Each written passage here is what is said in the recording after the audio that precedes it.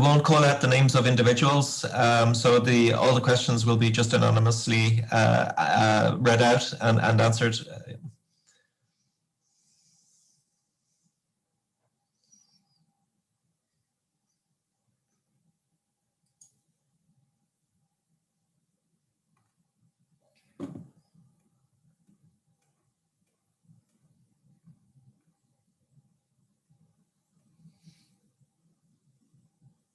Okay, there's one person calling in from Dublin. Good to see. There's one person. The Mead seems quite strong in terms of location that people are coming in from.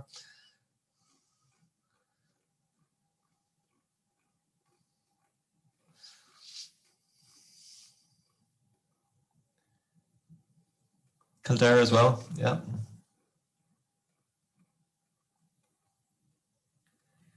Drogheda and Laois, yeah. Loud.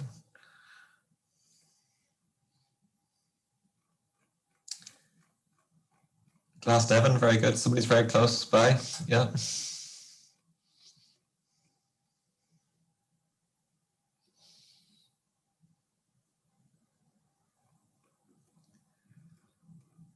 Okay, we'll just give one more minute for people to join in, and then we'll kick off. Yeah.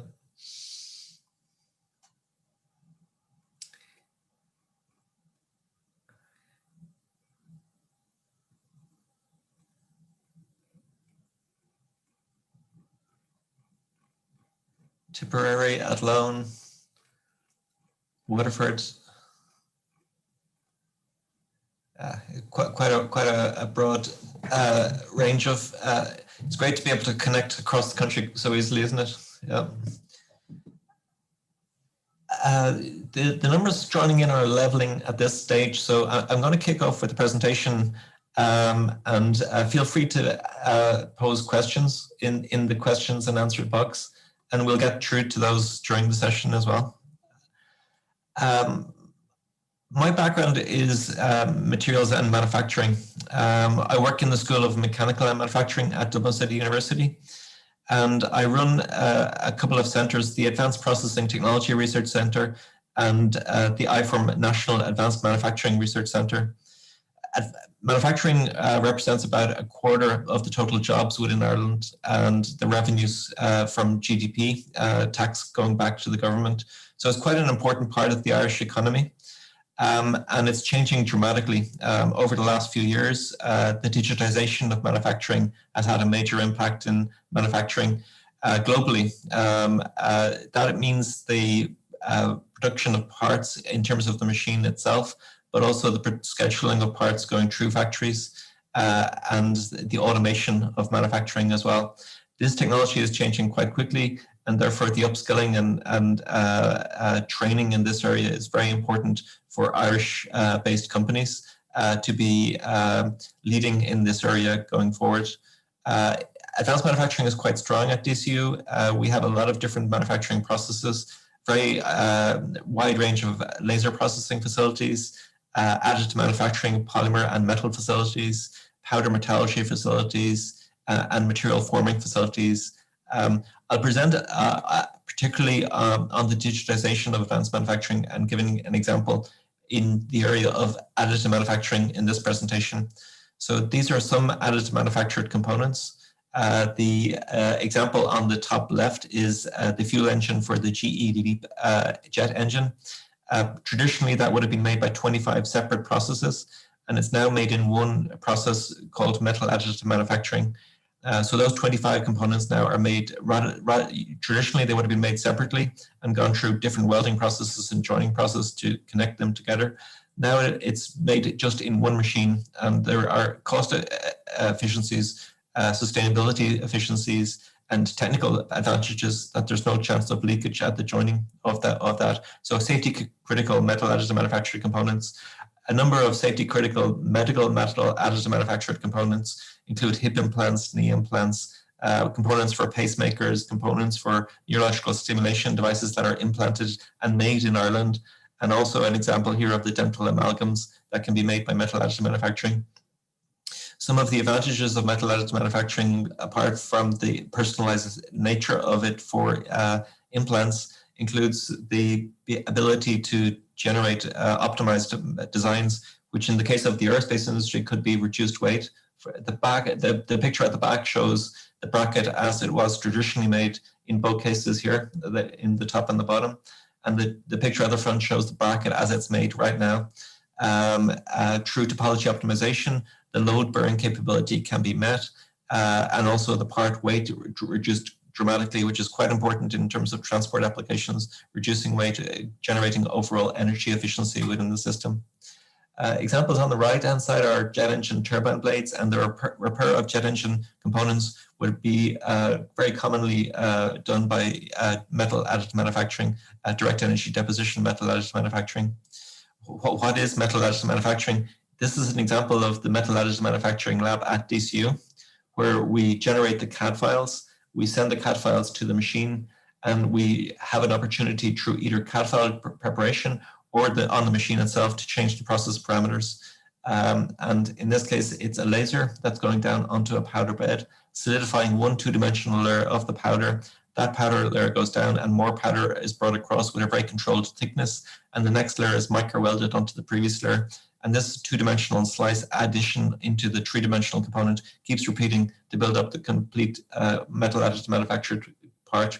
We have a pyrometry, which measures the temperature of the melt pool during the process, which is a quality control aspect of the process.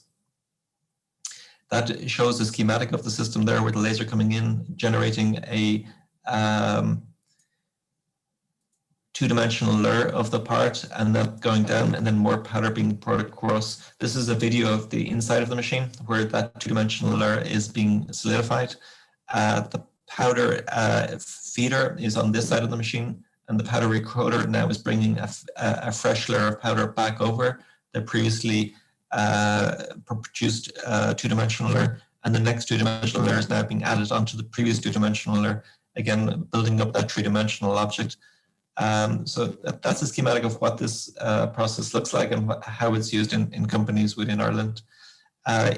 In this process, as well as the laser going to controlled electronically to produce that two-dimensional layer at different parts, we also have pyrometry measuring in real time the temperature at the laser position.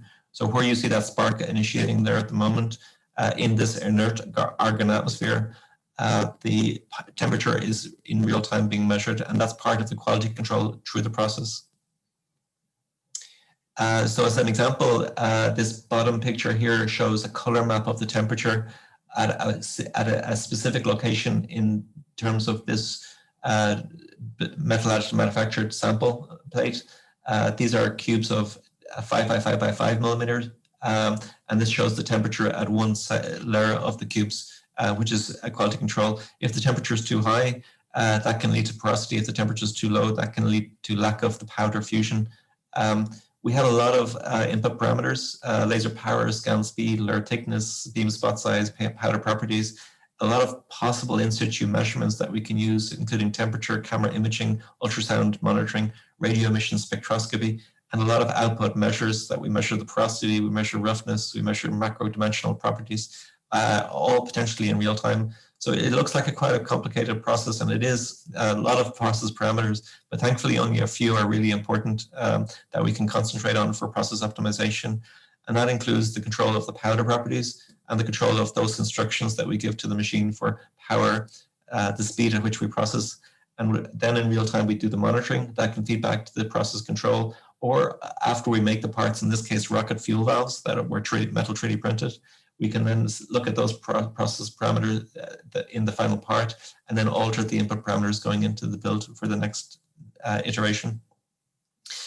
When there's new materials, new geometries, or new machine, all the process parameters have to be optimized. So the optimization procedure is quite an important procedure, and a procedure that needs to be optimized for in the different aspects of these potential scenarios. Again, it can be either in real time or post-process that we're actually measuring the part properties. Just to give you an example of what that looks like, Here you see the laser coming into the part, and the temperature of the part that gives off another light source, which is read back along the same light path as the laser coming in, but to a different sensor. In this case, the sensor is reading the temperature of the part as it's being built through each layer. And that real-time information tells us the quality of the part that is being built in each of those two-dimensional layers. This is a further example of that data. So we're looking at the data at the zeroed layer at 1 millimeter height, 2 millimeters height, 3 millimeters height. And you can notice that, for example, for these, each one of these samples is produced with a different set of processing parameters. And we do this so that we can optimize the process for a specific powder. In this case, these two parts and with these particular sets of process parameters are higher temperature than other parts. And you can see that's consistent through the build at different layer heights. And that tells us that the process parameters have an overriding effect on the part quality. And that's very useful to know, because if we find the part quality is not as it should be, we can actually stop the build if the defect is detected. This reduces costs. It also tells us how to set the process parameters for the actual production, so it leads to production gains, and it also controls the quality of the part that's coming out at the end. So this digitalization of manufacturing is ensuring competitiveness and quality of the parts that are being produced. This is an example of some of the areas where defects can occur just within this process. It could be due to lack of particle fusion, and that could be then seen here where you have porosity due to the powder particles not bonding together, or it could be to the fact that the actual temperature is too high. So in this case, with the power too high, metal is resolidifying over a pore that's generated due to that high power laser hitting the surface. And that's entraining the porosity then. This is an X-ray of the process in real time as it's happening, with a transverse direction through the metal manufacturing process. And of course, that pores, or any pores that are generated through the process, are not good, because they lead to overall macroscopic reduction in ultimate tensile strength or final mechanical properties. So it's important for us to do some screening tests, some trial and error tests to see what process parameters are appropriate. Then we go into a more systematic manner of assessing what process parameters will be optimal for the part properties that we want to achieve. And then we look at the sensitivity analysis. We move those process parameters slightly and understand, will that lead to us losing the process control and losing the quality that we need in the part. And we also implement machine learning. This is a digitization algorithm method that allows for a quicker and more efficient process optimization than a conventional design of experiments approach. Just as an example of some of the projects that we run projects on materials development, the metal additive manufacturing process development for specific materials, the process monitoring and implementation for advanced manufacturing, understanding the process property relationship, understanding how to finish the parts for final application, and looking at multi-scale materials. In multi-scale materials, we process multiple materials at the same time. So that could be a conductive material and a non-conductive material to actually produce a final device, rather than having to make all these parts separately and put them together with different processes. While we do this, we also run projects for different companies. So this is a selection of some of the companies that we currently run projects for in Ireland, and enable them to develop the next stage of their product development. So our connections with company, DCU, for example, is known as the University of Enterprise. Our connections with company and the number of projects we run with companies is quite strong. That leads to great potential for projects that we run within the university that are directly company connected. But it's also an aspect of the undergraduate degrees at DCU that you will work with a company at some point during your degree. And that's normally a placement in the company in third or fourth year for 6 or 9 months. The sustainable development goals are quite important, and particularly for advanced manufacturing, sustainability is a major aspect that we look at now. How do we increase the efficiency of our material usage, reduce the material wastage? That increases cost efficiencies, but it also leads to a more sustainable and a more efficient and a more competitive manufacturing sector within Ireland. So we're aiming towards zero defect manufacturing with all the research and development that we're working on. Some interesting novel research areas are introducing nanoscale reinforcement, titanium diboride or silicon carbide nanoscale reinforcement within a metal additive manufacturing process. These are some of the latest research developments. Another example would be the metal additive manufacturing of bulk metallic glass, where you have, in that case, a random arrangement of atoms with respect to each other, more like a glass sheet. And that's quite unusual within metals. In most metals, you have a crystalline structure. That crystalline structure gives specific properties. The bulk metallic glass structure, where the atoms are randomly arranged with respect to each other, gives a very different process, a very different set of material properties. For example, you can have a much stiffer material, a much more wear resistant and much more corrosion resistant material from a bulk metallic glass. And these are metal additive manufactured as well. One change we see is moving away from 3D printing, or really more so advancing from 3D printing into 4D printing. And what people mean when they say 4D printing is that you have a fourth dimension, not just the control of the geometry in 3 dimensions, X, Y, and Z, but also a control of how that shape changes with respect to time. And this is achievable now, that you can shape shift in this case, a polymer examples by either heating it or exposing it to a certain wavelength of light, so that it shape shifts into a new geometry. This is also possible with metals, and we are also working with metals to shape shift for a number of applications. Nitinol is an example of a metal that shape shifts. It is used a lot in production companies within Ireland. It's one of the main materials used for stents, for holding up open arteries. A lot of companies in Ireland make stents and catheters that are used to deploy stents, and these are made from nitinol material.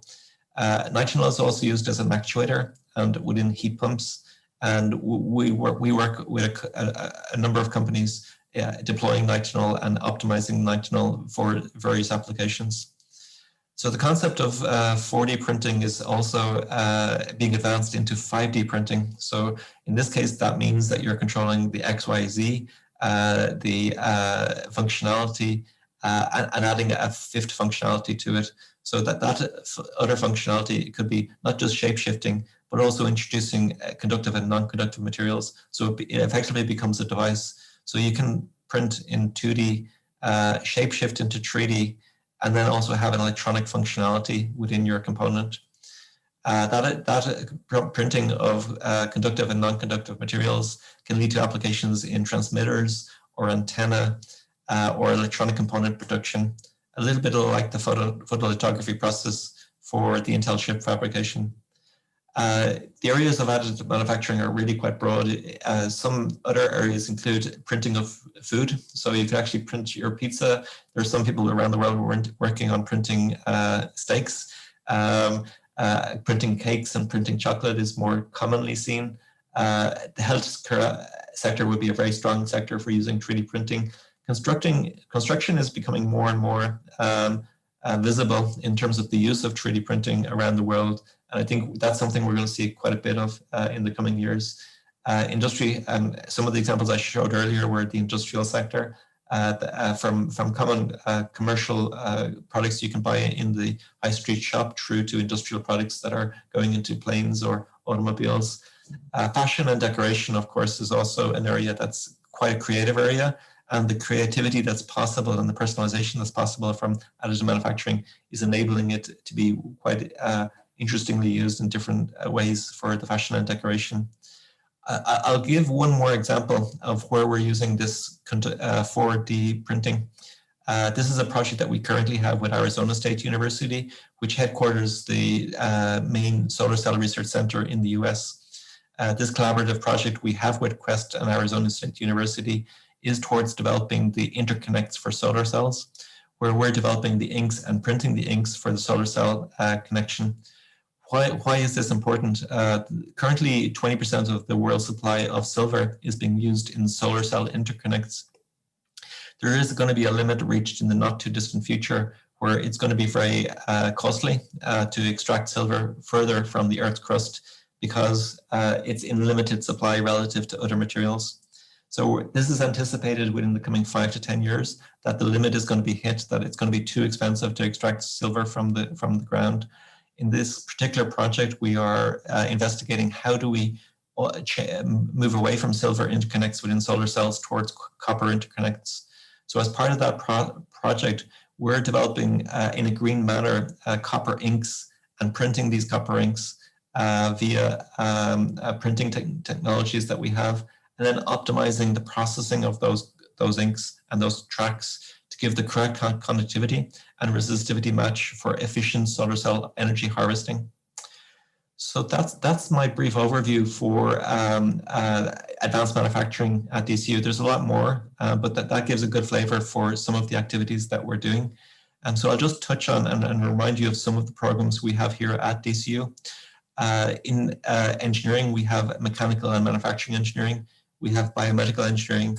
We have mechatronic engineering, which is half electronic and half mechanical engineering, which, as you can see from the digitization of advanced manufacturing and the Industry 4 that we're going through right now, the mechatronic engineering degree is very useful for developing the skills you need to work in the environment that's developing right now.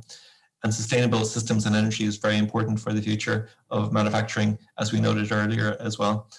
So these are examples of 4 of the discipline degrees that we have available for you at DCU. We also have the integrated masters, so you can go straight through to the masters in terms of your final qualification. And that meets the chartered engineering requirements from Engineers Ireland. We have company placements as part of our program, so everybody coming through our programs will be working with a company at some stage. As I mentioned earlier, 6 to 9 months period. And we have a lot of postgraduate research and taught programs as well as further education options later on.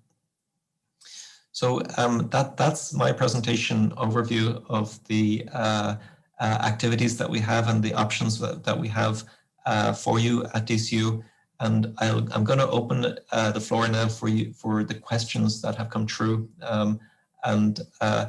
I see one question here: is there any sort of aerospace engineering? So we do work with aerospace engineering companies, and some of the examples of aerospace engineering we work on are printing of turbine blade components. So examples of that within the metal additive manufacturing process that I showed, we have printed cobalt chrome patches for turbine blades.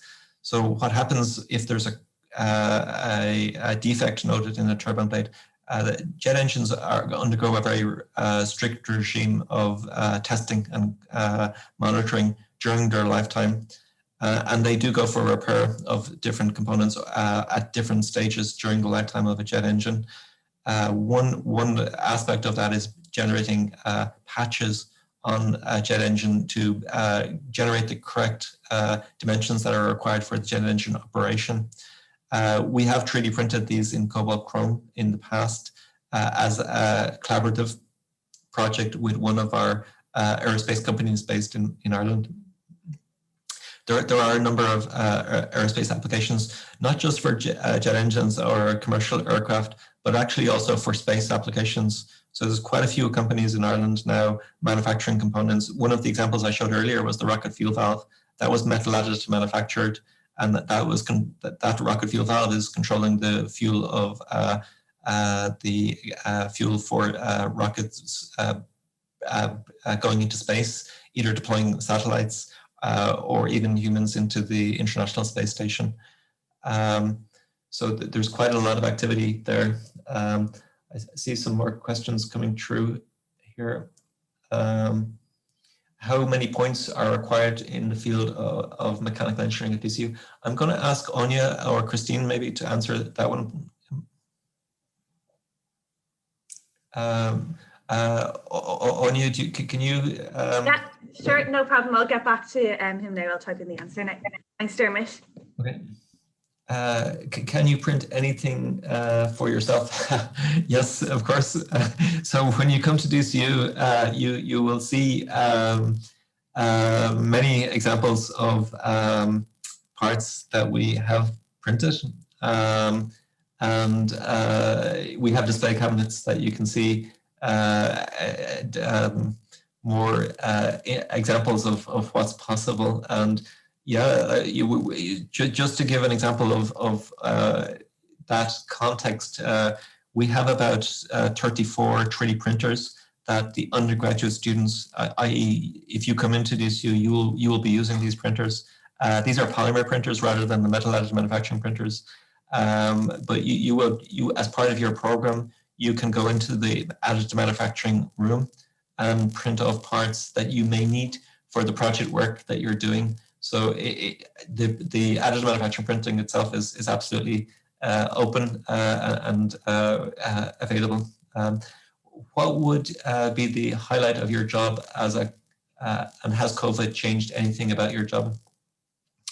The highlight of my job is probably, I would say, two things. One is being involved with the research and understanding what's possible next, and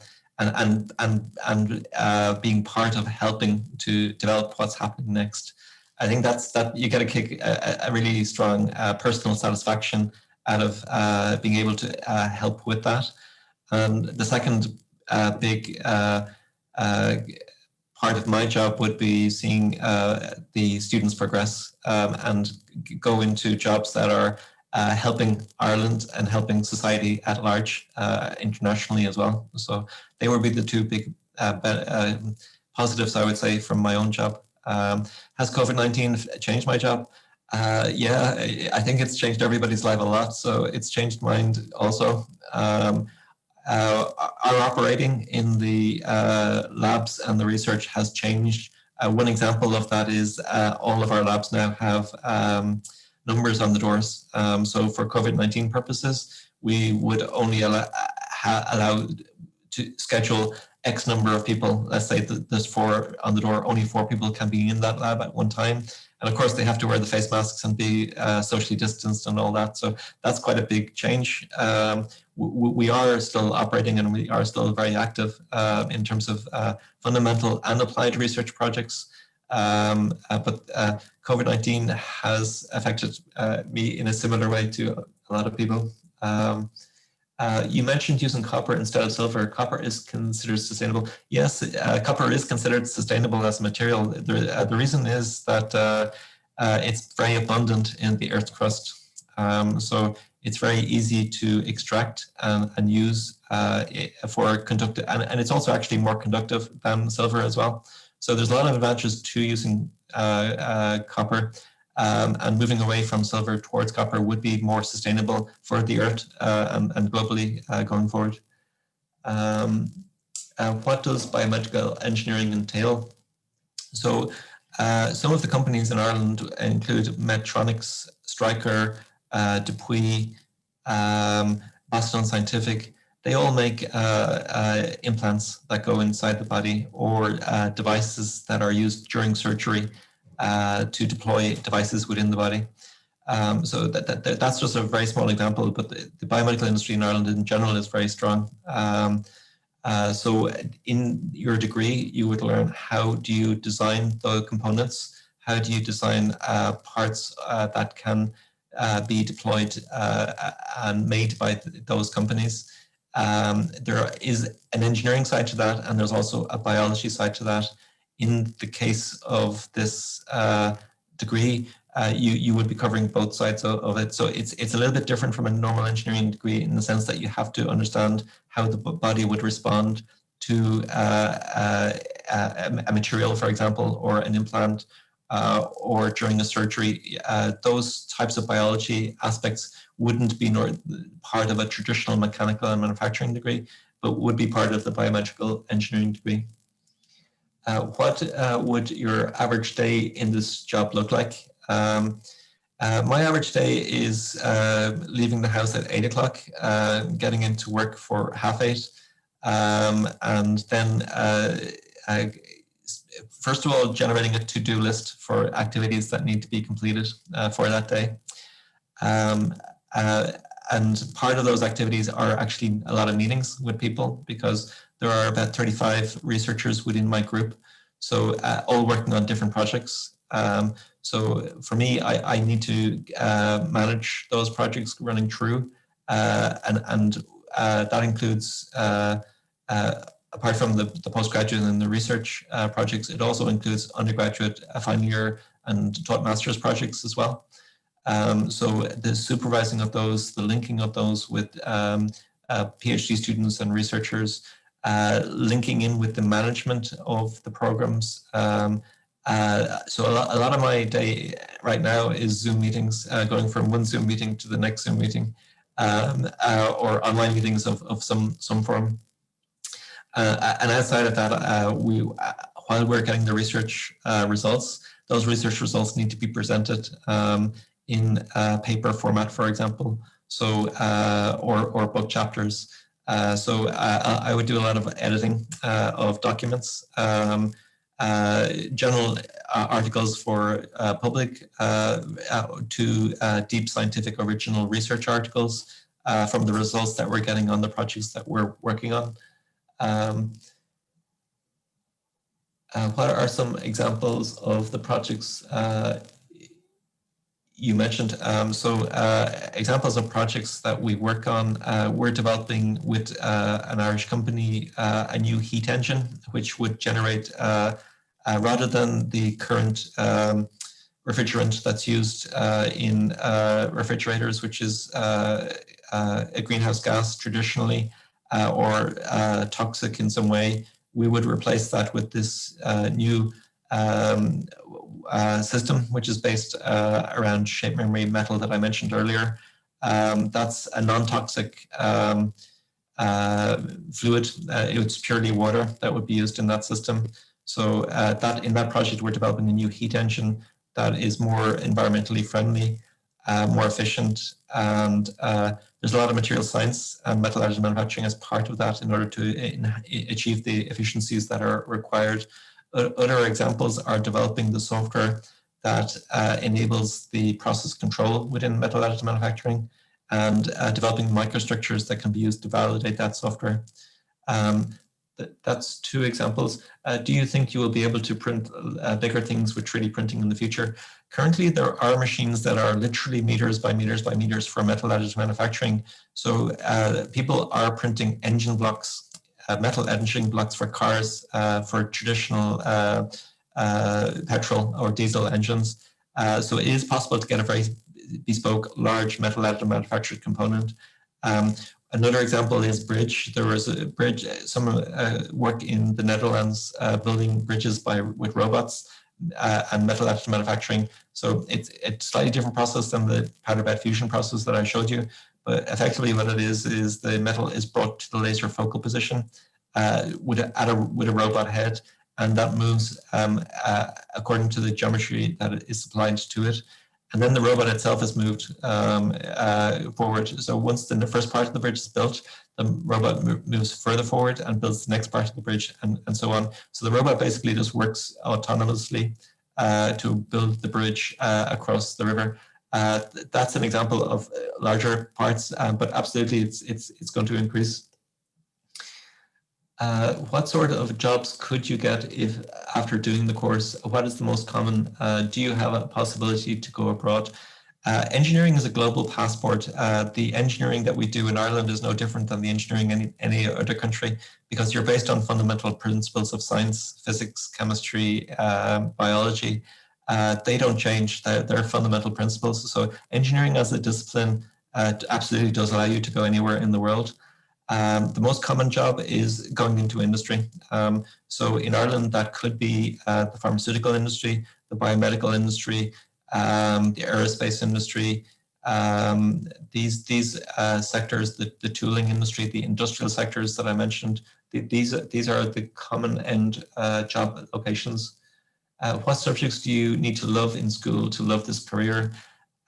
So physics and maths would be two that come to mind. In general, maths and science subjects would be, if you're interested in those subjects, they would be the areas that would be appropriate for this.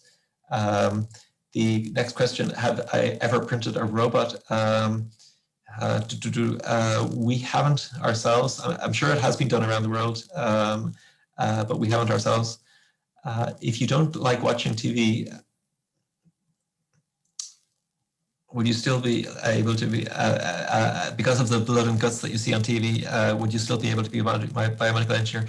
I would say the answer to that is yes. So if you don't like the gory side of surgery, could you still be a biomedical engineer? I would say it's possible, because it's not the main focus of the job. The main focus of the job of a biomedical engineer is actually developing the designs, testing the designs, not actually working with the human where there may be blood visible. On the other side of that, there could be some. So I think you'd have to be able to cope with some of it, because you'd see the images and the pictures, but it certainly wouldn't be part of your normal daily activities to be working in the blood and guts environment that you might see on TV. Would it be cheaper to 3D print an engine block or manufacture it normally? It is absolutely cheaper to manufacture an engine block by conventional means rather than by metal additive manufacturing. But where it is used is for high-end sports vehicles, where they want to try something new. So they can prototype engine block that wouldn't be easy to set up from a conventional manufacturing means. So that gives you flexibility in the geometry that you print. But normally it wouldn't be a good route to go with metal additive manufacturing for an engine block, because it's right now at this point in time too costly compared to conventional manufacturing. Are jobs in manufacturing under threat because of introduction of 3D printing? Some people at different points in history will say, this is a terrible thing that there's a new technology that it's going to take away jobs. And I don't think that's a correct way to look at this. The way of a new innovation and a new technology is to say, yes, there is a new technology and it's getting rid of jobs that probably people aren't really happy doing because they're very repetitive and not very engaging. So if a robot is assembling something and doing the same procedure, very much the same repeatedly for every part within a very tight frame of time, maybe that's something a robot would be better to do, and it would be more interesting for the human to actually engage. How do I program that robot? How do I set it up to be more efficient? How do I generate a design that's more useful for people? So it's not that the jobs go, the jobs change, but the jobs do change. So it requires the skill sets to be able to program that robot, to be able to design that part, to be able to understand that it would work more efficiently. So absolutely the jobs change, and some jobs will go because of the technologies and the automation that is occurring right now, and it will occur even more so in the future. So a lot of the manual labor jobs are going, and you can see this, for example, in the Elon Musk factory, where a lot of the jobs are in the design and development of the product and the design and development of the production system, not so much in actually the manual labor that would have been there in the past. Can you do a course in medicine and then go into biomedical engineering? Yes, I would say that's probably not a traditional route to do biomedical engineering, but obviously having the background in medicine would be very beneficial for that. But it wouldn't be a traditional route into biomedical engineering. It possibly would even be the other way, that somebody might do biomedical engineering and go into medicine afterwards because they realize that that's what they want to do. If you are good at maths but didn't do physics, would engineering be challenging or more different to leaving certain maths aside from the course requirements?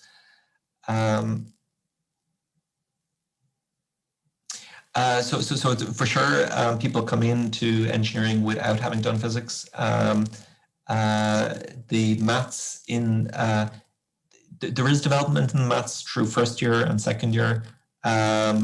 particularly at the university level. So it is a step beyond the Leaving Cert maths that you would go through in first and second year. So I would say it is a different, and it is a step on. There is a lot of support in first year to start at the level of the Leaving Cert in terms of maths. So it brings you up in a very friendly, user-friendly way. The Leaving Cert maths would be advanced on through the program.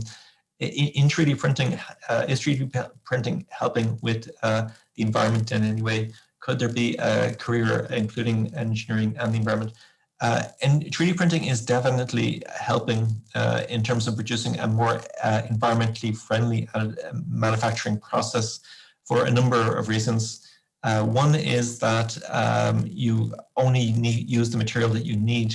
In conventional manufacturing, there's a lot of wasted material that's machined away and is disposed of. That only the material that's needed is used within the part, within the metal additive manufacturing process. Another example of where the environmental benefit comes from 3D printing is traditionally, if you make a product, the company keeps stores of replacement parts for that product. So let's say it's a car, then the company making that car have to have a lot of backup product that can be shipped to repair that car. That requires a lot of manufacturing that may not be needed of those parts, or that has warehouses and also sending those parts around the world and the travel costs and distribution costs associated with that. Think about a new world with additive manufacturing. You actually don't need that warehouse with those parts anymore. You just need the file of the CAD file of the part, and only produce it when it's needed and only produce it where it's needed. So the environmental sustainability of that is really large. So absolutely, additive manufacturing is contributing to a more sustainable manufacturing world.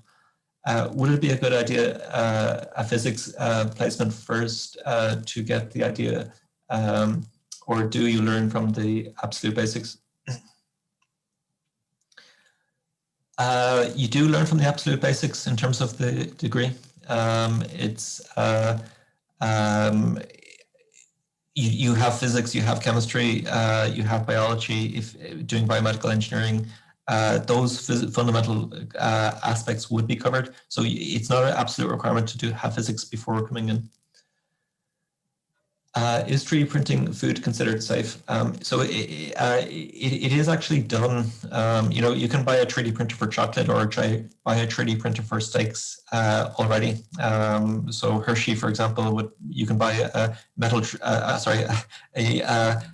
chocolate 3D printer from Hershey, a chocolate company, straight away. There are other companies around the world that are 3D printing food as well, and selling machines that you can buy for that. So it is, obviously there are safety considerations that you need to, those companies need to adhere to.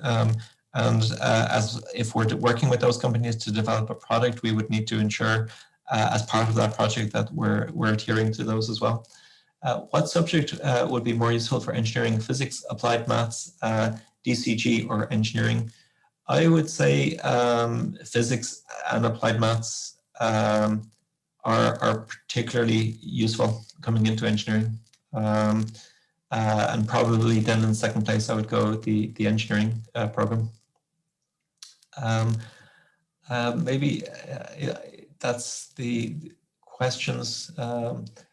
We have just 4 minutes more. So what is the physics book you use in first year? So Nicola, I'm not sure what that physics book is in first year. I don't actually teach it here at this point. There are, let me just check. I can give you maybe one example. So Alonzo Finn, the physics book written by Alonzo and Finn would be one of the books that would be commonly used for physics in first year. But because I don't teach it, I'm not 100% sure if they're using another one.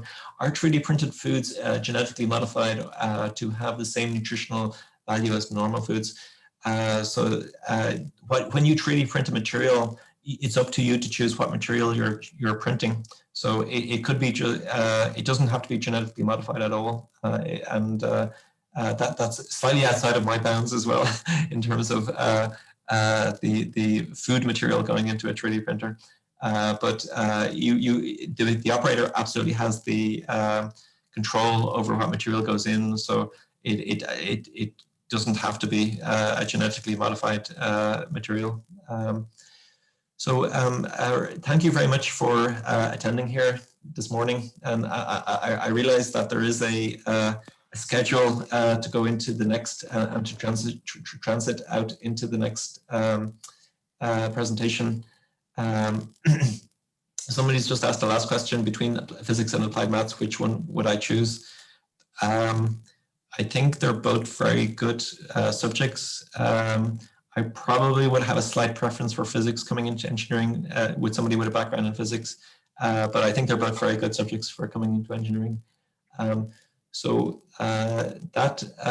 is coming up to the end of this session now.